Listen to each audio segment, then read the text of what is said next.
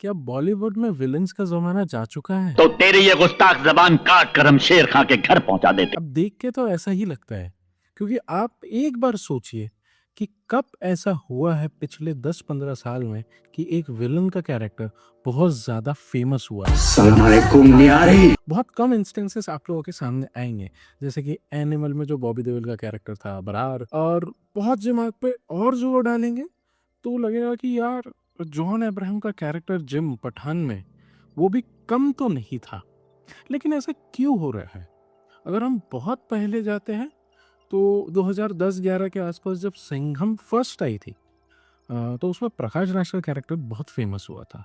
लेकिन जब सिंघम रिटर्न्स आई तो वो विलन उतना फेमस नहीं हुआ जितना फेमस प्रकाश राज का कैरेक्टर हुआ था। तो ऐसा क्यों हो रहा है?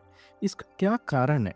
मुझे जो लगता है वो मेन कारण ये है कि यहाँ पर राइटिंग का बहुत बड़ा इफ़ेक्ट आ जाता है कि राइटिंग को उतना फोकस नहीं है। क्यों फोकस नहीं है?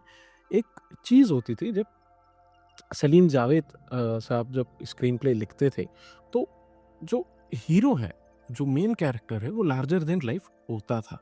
बट वो इसलिए नहीं होता था क्योंकि अमिताभ बच्चन, शत्रुघ्न सिन्हा उसमें एक्ट कर रहे हैं। वो इसलिए होता था क्योंकि वो राइटिंग वैसी थी। इसे अपनी जेब में रख ले पीटर।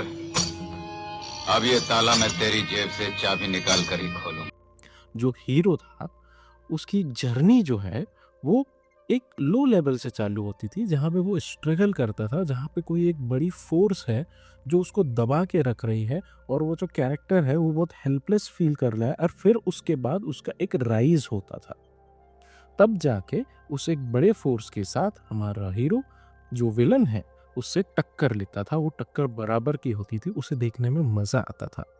अगर आप 90s में जाएंगे, अर्ली 2000 के साइड जाएंगे, तो सनी देओल की फिल्में काफ़ी हिट होती थी। गदर, घातक, दामिनी, घायल। क्यों? क्योंकि सनी देओल एक एक्शन स्टार, वहाँ पे वो एज एक्शन स्टार नहीं आते थे, वो एक आम आदमी की तरह आते थे। आम आदमी की तरह जीते थे, उनकी एक जर्नी होती थी, सिस्टम से परेशान होते थे, सिस्टम के खिलाफ आवाज़ उठाते थे, उसे सही करना चाहते थे, उनकी आवाज़ को दबाया जाता था, और फिर जाके एक मुकाम आता था जहाँ पे वो टकराते थे। लेकिन अब क्या हो रहा है?